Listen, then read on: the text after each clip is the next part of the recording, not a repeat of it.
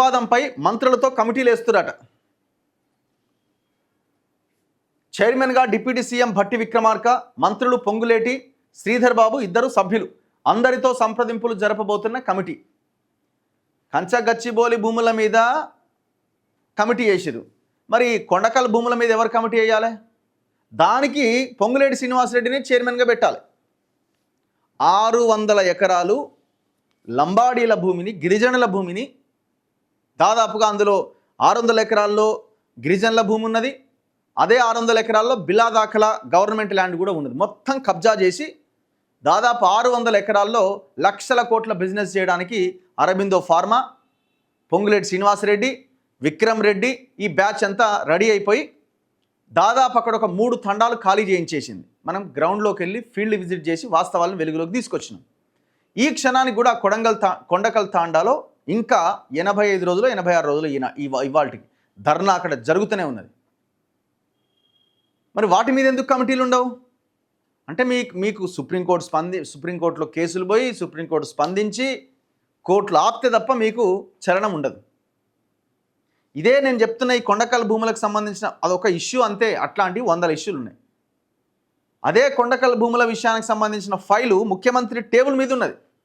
కానీ ముఖ్యమంత్రి పొంగులేటి శ్రీనివాసరెడ్డికి ఏదో జర చూడది, అది వాళ్ళతో ఎందుకు పెట్టుకుంటారు, అక్కడ ఉన్న గిరిజనులతోని అది ఏం చేసుకుంటారో సెటరైట్ చేసుకోండి అని చెప్తుండు తప్ప మరి దానికి ఒక కమిటీ వేయాలనో, లేకపోతే ఆ భూములు గవర్నమెంట్వి, ఆ భూముల్లో వాళ్ళు సంవత్సరాలుగా పొజిషన్లో ఉన్నారు ఆ గిరిజనులంతా, మరి వాళ్ళకు చెందాల్సిన భూములని మాత్రం ముఖ్యమంత్రి నిర్ణయం తీసుకుంటలేడు. పొంగులేటికి భయపడుతున్నాడా? లేదు పొంగులేటితో పాటు మీకు కూడా ఇందులో షేర్ ఏమని ఉన్నదా? మీది తినాలే మాది తినాలే అన్నట్టు ఇద్దరిది ఒకే వర్గం కాబట్టి పంచుకుందామని ప్లాన్ చేస్తున్నారా? ఇక్కడ కోర్టు చెప్పింది కాబట్టి కమిటీ ఆలోచన వచ్చింది. మళ్ళీ ఆ భూముల విషయంలో మళ్ళీ పొంగులేటి శ్రీనివాసరెడ్డి మళ్ళీ సభ్యుడట. అసలు మొత్తం రెవెన్యూ మినిస్ట్రీ తీసుకొని తెలంగాణలో ఉన్న భూముల మీద పడ్డాడనే కదా ఆయన మీద ఉన్న ఆరోపణ కాదు, మేము ఓపెన్గానే చెప్తున్నాం కదా.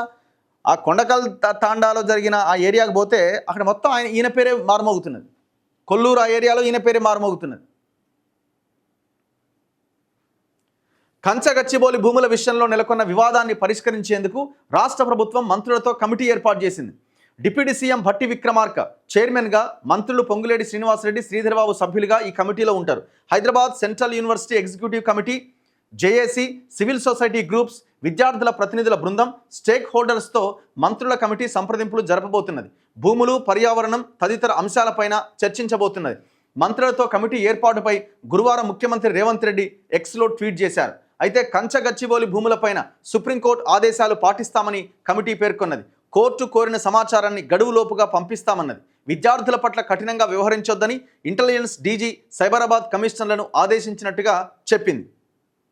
ఇప్పుడు ఈయన కమిటీలో ఉండి ఇది పారదర్శకమైన రిపోర్ట్ వస్తుందని మనం భావించాలనా? ఇట్లాంటి కమిటీలు చాలా భూముల మీద వెయ్యాలి. 10 ఏళ్లుగా బీఆర్ఎస్ గవర్నమెంట్ హయాంలో కేటీఆర్ ఫ్యామిలీ కబ్జా చేసిన భూముల మీద కమిటీలు వేయాలి. ఏం తెలిసిరు మీరు? ఒక్క ఎకరా గుంట భూమి వెనక్కి తీసుకున్నారా? రికవరీ చేసిరా?